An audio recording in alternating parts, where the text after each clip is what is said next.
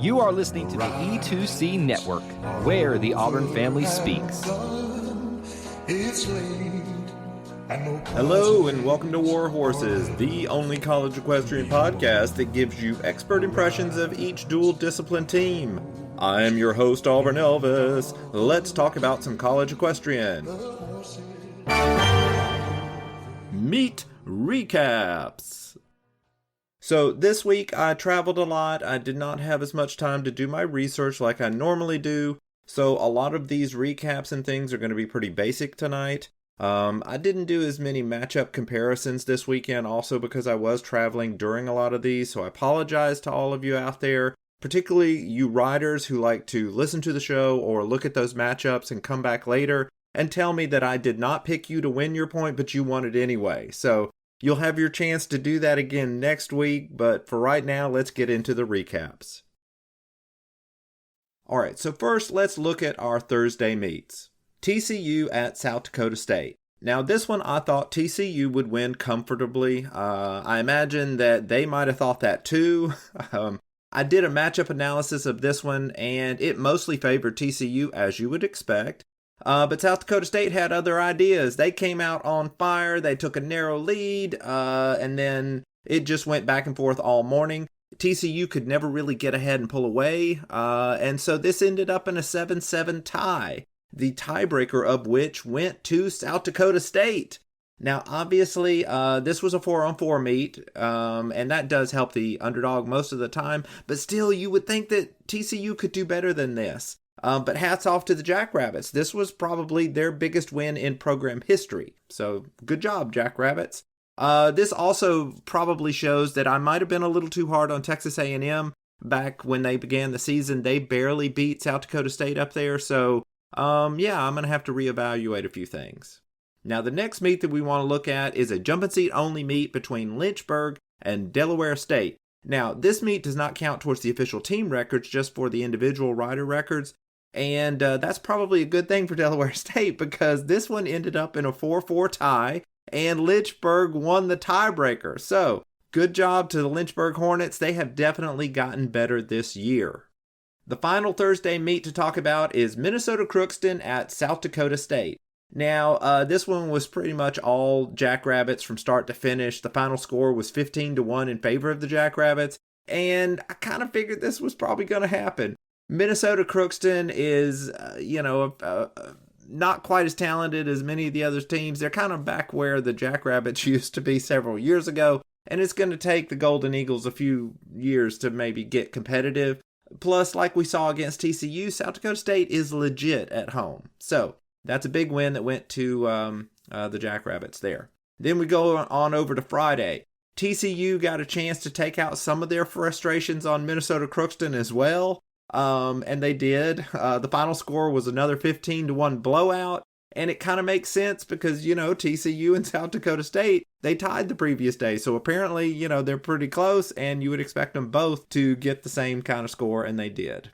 Next, let's talk about Lynchburg and Sweetbriar. So they are both single discipline teams, and they ride here again in another one of their epic number 1 versus number 2 single discipline showdowns. And here again, the Vixens were the victors. The final score was a little bit closer than some of the past contests have been between these two teams, with Sweetbriar winning 5-3. So this is another indication that, Lynchburg is getting a little bit better this year. And then Sweetbriar would hop back into the saddle, and they would ride against host Delaware State. Now, this time, the Hornets were not going to get upstaged by a visiting single-discipline team. And so instead, they went on to get a convincing 6-2 win over Sweetbriar. So this is where Delaware State kind of got focused, and they said, you know what, we ain't going to do this again. And so they beat the single-discipline team. But again, that doesn't really count towards the team records. That's really more just for the individual riders' statistics. Now, let's look at another meet. We have Georgia going on the road to visit Texas A&M. So this is an SEC contest here. Regular listeners to the show will recall that I actually had the Aggies very high in my preseason rankings, and then they struggled with South Dakota State. Then they lost closely at Baylor, and then they barely beat South Carolina. Well, those were all road meets for Texas A&M, and it turns out that when the Aggies are at home, they are a whole different team, as Georgia found out. Now, Georgia took the first 2 points of the day, and you figured, okay, here we go again. But no. Texas A&M started taking points, and they almost didn't stop. This ended up being a pretty big win, 13-6 in favor of Texas A&M, and that is crazy good compared to how they started out this season. So this meet, probably says that, okay, when you look at how they started, those were all road meets. And then when you look at how good South Dakota State apparently is, especially at home, then I think we need to reevaluate where Texas A&M is, or at least just cut them a lot of slack and say, you know what, they're going to change from week to week, and we just don't know what that's going to be. So now, the last meet on Friday was South Carolina at Auburn. Now, I kind of expected Auburn to blow the Gamecocks away at home, but credit to South Carolina for making it close at the end. Auburn did its characteristic first half beatdown in fences and horsemanship. So it worked out to be a 7-3 lead at the half. And so, it's comfortable. Auburn's in control. They only need 3 or 4 points to win the day. And so then the next event that would come up was the flat. The Tigers won the flat 3-2. And so that took them up to 10 points. And so that meant that, worst case, they're at least going to have a tiebreaker to determine the win. But the reigning squad did just enough to keep that from happening. There was a no-point tie in the first head-to-head in reigning, which mathematically gave Auburn the win. But Auburn didn't do too much more than that. They got one more point, and actually not one more. They got 1 point out of the 5 because one of them was a tie. So South Carolina won reigning 3-1, and reigning continues to be an area where teams like South Carolina or Oklahoma State are gonna keep it close with Auburn. So we'll have to keep an eye on that for Auburn. And then over on Saturday, we had one meet. This was our final meet of the weekend. Georgia bust on over to SMU to stage a rematch of last season's national championship final. And this one played out pretty much like that one did, only with 5-on-5 riders instead of 4-on-4 like the national championship tournament does. Georgia took the lead early, winning the flat 4-1, but they lost horsemanship 2-3. So that meant that Georgia was up 6-4 at the half. So still pretty close. But then in the second half, things just kept going back and forth, and they got close at the end. Georgia finally won it 11-9 on those last 2 rides. So basically, if those last 2 rides had been flipped, or if either one of them had been different, it would have at least been a tiebreaker. So this was a nice bounce-back win for the Bulldogs. It was another tough home loss for SMU. And to another SEC team that they lost a second time in as many meets for them. But they've got some more meets coming up next week that we will talk about in a minute. But that is the recap portion of this show. Now we're going to take a short break, and then we're going to come back with a quick rundown of each team and how they're doing so far this season. Hey Auburn fans, I want to take a quick timeout from this episode to bring your attention to something very special. Here at the E2C Network, we pride ourselves on bringing you the best content for Auburn fans out there. And best of all, it's free to you. But just because it's free doesn't mean there aren't costs, especially when you have a library of hundreds of podcasts, videos, blogs, and more. Many of you have reached out and asked how you can support this network in the past. Well, now I have your answer. It's called the E2C Network Booster Club over at patreon.com/E2C Network. There you'll find a membership monthly reward system where you can sign up for as little as $1 and get different perks at different tiers. Some of those perks include things such as apparel, eligibility to join us on future podcasts, recognition as an E2C Network booster, exclusive communications, and bonus content that is available nowhere else. If you love this network and want to help us keep producing podcasts like this one, please head on over to patreon.com/E2C Network to join the E2C Network Booster Club. You can also get there by going to our website, e2cnetwork.com/support. Whether you decide to join or not, we are still so appreciative that you would support us by just listening and being here, because each and every one of you is part of our E2C Network family. Well, that's it. Timeout's over. Let's get back into the episode. Reviews of every team. So now, instead of spilling the beans on Wednesday's rankings article, I'm just going to go through and I'm going to give you my quick impressions of each of the dual discipline teams to date. And these are the teams in no particular order. Here we go. Oklahoma State. Howdy, y'all. We're Oklahoma State, and even though the NCEA still has us ranked at number 5, we are really number 1 because we beat Auburn at home. In fact, our meets are all at home this year. Oh, what's that? Oh, we will have to go on the road? Oh, well, doesn't matter. Go Pokes! Auburn. Yeah, this is Auburn, and really we're the number 1 team because the rankings say so. And really, we do have more talent than anybody else. Now, do we have to keep riding reining and equitation on the flat? Georgia. Hi, y'all. This is Georgia, and really, we're the best team because we, won the national championship last year, and we're going to do it again this year, as long as we don't have to ride against Auburn. Also, if we could not ride at Texas A&M, that would be nice, too. SMU. Howdy, howdy, howdy. This is SMU, and we were the runners-up last season, so I'm sure we're just going to do even better this year. Now, are we allowed to pick who we ride against in that? Because we have a growing list of teams we would like to avoid. UT Martin. Hi there, y'all. This is UT Martin, and we beat SMU. Now, there's plenty of teams we didn't beat, but we feel like we should still be pretty highly ranked because, again, we beat SMU. Delaware State. Why, hello, this is Delaware State. Now, I realize that we did lose to SMU, but I want to point out that we did beat UT Martin, and I'm not sure if you know this, but they beat SMU. So take that, transitive property. TCU. Hi, this is TCU. Yeah.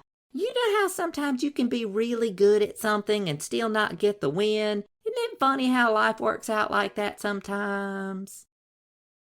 Baylor. Hello there, this is Baylor, and we are really, really, really good in our losses to Oklahoma State. But we are much better than TCU. Can I get a Go Bears? Texas A&M. Hi there, this is Texas A&M. You know how life is like a box of chocolates? Well, it turns out our meets are kind of like that too. You just got to show up and see which one you're gonna get. UC Davis. Yeah, this is UC Davis, and this season has been so fun, man. What, it's not over? Fresno State. Yes, this is Fresno State, and we would like to echo UC Davis's comment that this season is much too long. The season should really only be 2 or 3 weeks long, and then we should just pick a national champion from the undefeated teams at that point. South Carolina. Hi, y'all, this is South Carolina, and this thing is tough. We did not sign up for all this, y'all, but now we are still in it, so go, can we say that on this show? Minnesota Crookston. Hi, yes, this is Minnesota Crookston, and we are just happy to be here. No, they didn't give us a badge. They said we could just come on in here. Do y'all validate parking? South Dakota State. Hello, this is South Dakota State, and winning is amazing! Is this what it's like for the rest of y'all? Oh, I never want this feeling to end! So, thanks for listening to that part. Now, let's look ahead to this week's action. Meet previews! Okay, so no one is probably asleep after that part, but I'm going to do this anyway. If you are a fan of any of these teams, you need to keep paying attention. SMU, UC Davis, Baylor, TCU, Oklahoma State, and Fresno State. Because all of those teams have meets this week. If you are not a fan of one of those teams, feel free to zone out. But for fans of those teams, you need to listen up. So, starting it off, on Thursday, SMU travels over to UC Davis to try to get a win. I think this is an important moment for the Mustangs. They're on a bit of a losing streak right now, and UC Davis will not be a pushover. The Aggies rode well to start the season, and they have enough talent to upset SMU. And we've seen SMU be vulnerable to those kind of upsets. So, but I predict the Mustangs will get the close road victory here on Thursday. So over on Friday, Baylor travels to TCU. So Baylor, they really are convinced that they are better than TCU, but now they have to prove it. I think Baylor will have the slight advantage But we've seen the home teams do a lot better than they do when they get on the road, so TCU could definitely win this. But I'm still going to pick the Bears here, and I think it's either going to be a close 1-point win or maybe a tiebreaker. Next, Oklahoma State finally gets to go on the road and they visit Fresno State. I think the Bulldogs have enough talent to keep this close, and there's a chance that they could get the upset because I think this might be a 4-on-4 meet. But right now, I'm still going to pick the Cowgirls to remain undefeated and beat Fresno State. Now, after that, Fresno State has to turn right around and ride against SMU. I bet this meet will also be a 4-on-4 meet, and this, again, that favors the underdog. I think that could help Fresno State get the home upset, but here, I'm going to pick the visitors in a close win, so I'm picking SMU here. Then, on Saturday, we just have one meet. Oklahoma State and SMU will square off in a neutral site contest. Now, both these teams are technically road teams, so neither team should have an advantage. So I'm going to say that actually is going to be good for Oklahoma State. I think they're going to win. I think this will end up being a lot like Georgia when they rode against SMU. And again, they beat SMU, so I think Oklahoma State will do the same. And that is the preview of this week's action. Closing thoughts. Now, as we close the show, I want to mention something that someone told me this week about the NCEA rankings. They said that there are no fall rankings by design. Now, if so, that is dumb. Because why would you have preseason rankings and then not keep doing them for the first half of the whole season? That is crazy. Because you are just asking for a situation like you have with Oklahoma State here, where they were the preseason number 5 team, but now they are your only undefeated team, and they beat Auburn, the team that was your preseason number 1. So for about 3 months, you expect Oklahoma State to just sit back and keep calling themselves number 5? Just because no one at the NCEA wants to bother ranking anyone in the fall? That is really, really dumb, for real. So, could you imagine if other sports did that same thing? Imagine if Georgia football, you don't start out as number 1, but everybody above you has lost and you are only undefeated, but you still can't call yourself number 1? I mean, their fans would riot, which frankly, maybe we should do this in football just to see that happen. Anyway, this is dumb. Oklahoma State and any of the other teams, if you want to promote your actual rankings, then you just go look at the official Auburn Elvis College Equestrian rankings. They come out every week because y'all are riding every week, y'all are taking it seriously, and I'm going to take it seriously, unlike some other rankings out there. Well, that is it for this episode of War Horses. Kind of a short one this week. Follow me on Twitter and Instagram for the meet matchup breakdowns and all that other good stuff. I am your host, Auburn Elvis. Thank you very much for listening, and War Horses. Thank you for tuning in to today's episode on the E2C Network. On your way out, I want to remind you to stop by e2cnetwork.com. It's your one-stop shop for all our content across our podcast, YouTube channel, and much more. To stay up to date with us, make sure you're following social media accounts such as Facebook, Twitter, and Instagram. While our content here may always be Auburn sports heavy, if it's orange and blue, it's what we do. War Eagle.